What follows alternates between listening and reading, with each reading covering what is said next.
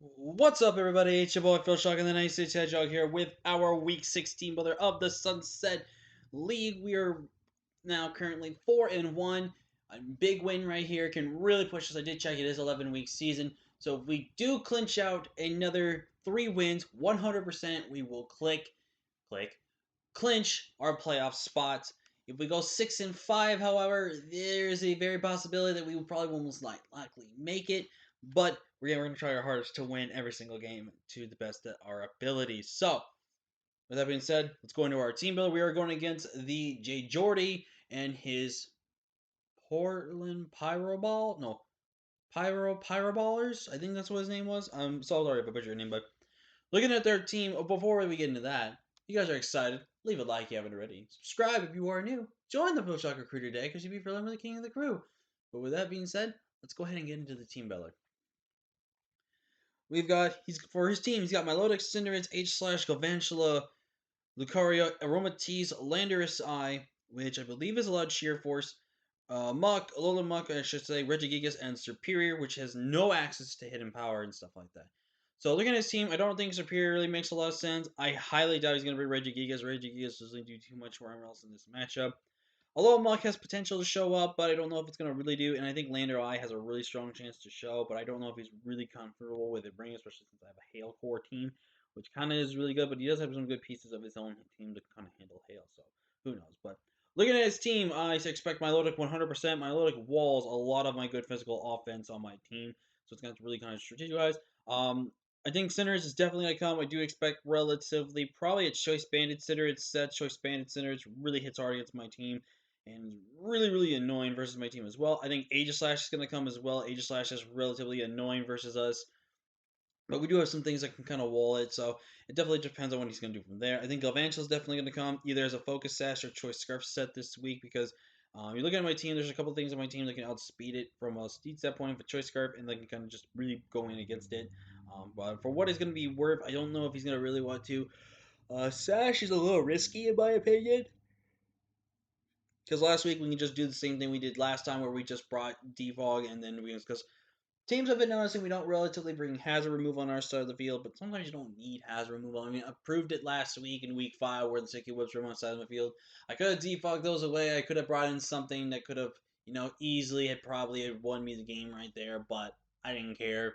I could have brought, I think we had Reggie Drago on the team. We could have brought in Reggie Drago and won the game with that instead of with Aurorus, but thanks to that, Aurorus is now 8th in kills with 5. But yeah, enough of that. But I do see either Web Scarf or Web Sash, one of the two. I think Lucario has a really good matchup because Lucario really kind of beats the good things on my team. However, Lucario in this type of matchup is a little hindered by certain things on my team, but you never know exactly what he's going to be. And I do think the Aromatisse comes. I think he's going to bring Aromatisse just as a way to kind of check on our Mega Galade because Mega Galade is the only thing on my team that really could run roughshod on his team if it's not careful. So he's definitely going to be very wideful and very mindful of that as well. So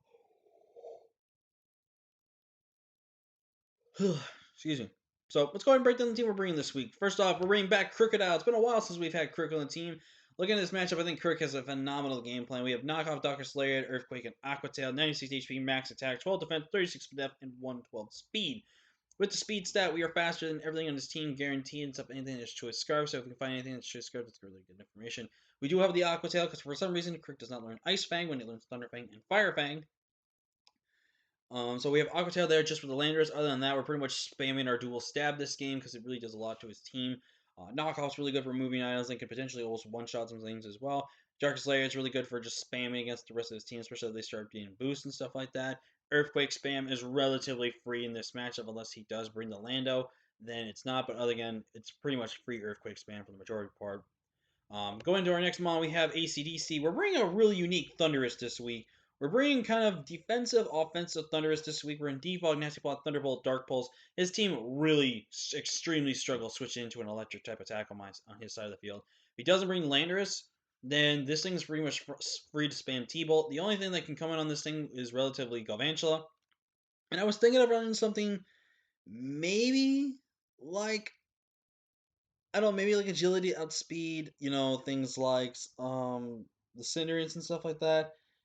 or maybe just running choice specs like Thunderbolt or something like that. But the more I looked at it, the more I would like options to kind of put Thunderous in a position to win. Thunderous does pretty much all resist of the following of Lucario and Galvantula, so it can pretty almost all set up a free Nasty Plot in front of a lot of things on the side of his field. The Cinderace cannot really switch in on me, which is really good because again, Thunderbolt and Volt switching Chip is going to be really important for him to not deal with. But we do have Defog in case he does want to bring the webs and just remove those as well. Nasty Claw is there for setup options for Thunderbolt spam, but Dark Pulse is there in case I just want to Dark Pulse something instead of Thunderbolt something and save on PP if I want. We're running max HP, 136 defense, and 180 special attack with the Modest Nature. We only ran enough speed for Aegislash, which I believe maxes out around 240. So we only run enough speed for Aegislash. Everything else I pretty much could already outspeed, slash I don't kind of care if I don't outspeed just because I'm generally going to be more hitting harder on that special side than I am going to be on the physical side or anything like that. So I definitely expect Thunderous to put in a lot of good work, hopefully potentially to break this game. But our main way to break this game is going to be Choice Banded Darmanitan. So we're going to, again, enough speed, outspeed the Aegislash. It's the only thing I really care about probably running speed for. U-turn for pivoting, Earthquake. We do have Fire Punch to keep ourselves healthy instead of having to wear ourselves down. But we do have that big nuke button in Flare Blitz. And I want to show you guys a calc right here. Here's a reason why we're running Flare Blitz. If he's pretty much max HP, max HP, max defense.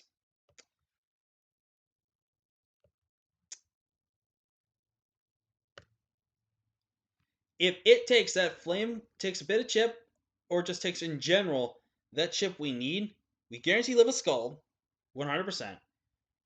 But we have a chance to 2 KO with Flare Blitz. With Flare Blitz. And then if we look at something like Cinderace right here, it has a chance to straight up just die, which is amazing. Actually, how much does the Earthquake do into my load again? I didn't check that. 36 to 43. So yeah, we can just chip this thing down to roughly around 80% or so. We can 2 KO with Earthquake and be able to 2 KO a lot of his things with Earthquake. So the reason why we get Earthquake is they're just going to little niche things as well if I really don't want to waste PP or my HP or something like that. Blade Blitz is only if I really necessarily need it in case I want to do some potential suicide to bring something down on my team. But running 116 HP, max attack, adamant, 56 defense, 26 60 24 speed up, 2016 speed. Again, to outspeed the Aegislash. This thing is meant to just be a massive breaker and to literally just nuke everything on his side, which is really important. We're bringing Crusader, the Mega Gallade, who put in a good amount of work for us last week. We're definitely bringing a bit of a risky Gallade set this week. The reason why we're bringing a relatively risky Gallade set is just because this Gallade set only has fighting coverage. It does not have psychic coverage. But kind of looking into it, we really don't necessarily need psychic coverage this week. Psychic coverage is nice, but it doesn't really do what we really needed to do that much. We are running Bulk Up, Drain Punch, Poison Jab, and Knock Off 16 HP max attack and enough speed to outspeed the Galvantula, so we are literally faster than everything except for the Cinderace. But if I can get some Bulk Ups going right there, Cinderace is no longer a problem. I knock that thing out with a Drain Punch. If I get a Bulk Up, the Aromatisse is basically not an issue. If I can get a bulk up going, I can go for the knockoff. And even if King Shield goes off, I can still keep my Gallade relatively healthy and go for another knockoff. If he's weakness policy, he's weakness policy, but he has then to rely on being either autotomized or he has to rely on being faster. So in that type of situation, so definitely something to kind of keep note about that.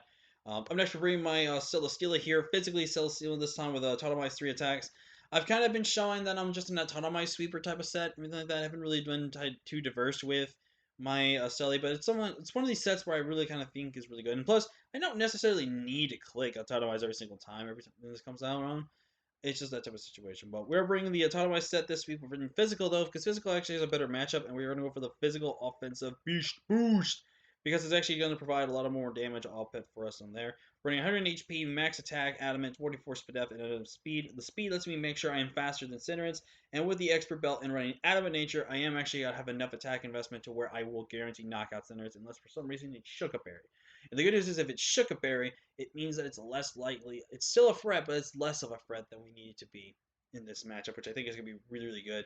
Literally, Celesteela can potentially win this game. We have Gallade that can win this game. We have Darm that can just break. We have chances to win with Crocodile. We have chances to win with ACDC. And we're going to support them a little bit. We're bringing Aurora Veil, Aurora here with the Earth Power, Freeze Ray, and Blizzard. 176 in HP, 164 in HP, my bad. 156 at special attack, 188 speed. We are running the Modest Nature. We're bringing kind of a bulky offensive Aurora this week. We are running enough speed to where we're faster than my low deck. We could have ran Timid, but I felt like the power output from Modest was a little bit more better for what I was liking for. But with this, we're pretty much here to set up Royal. I wanted to run Light Clay, but I felt like Light Clay wasn't as important. Plus, the importance of Ultralizing Snow Warning actually breaks any sashes on his team, which is really, really important as well, especially if I set up something with Thunderous, or I bring in something like my Darm, and it can just go for the Flare Blitz and stuff like that on something that's already broken. So I definitely think it's one of those important things that we have.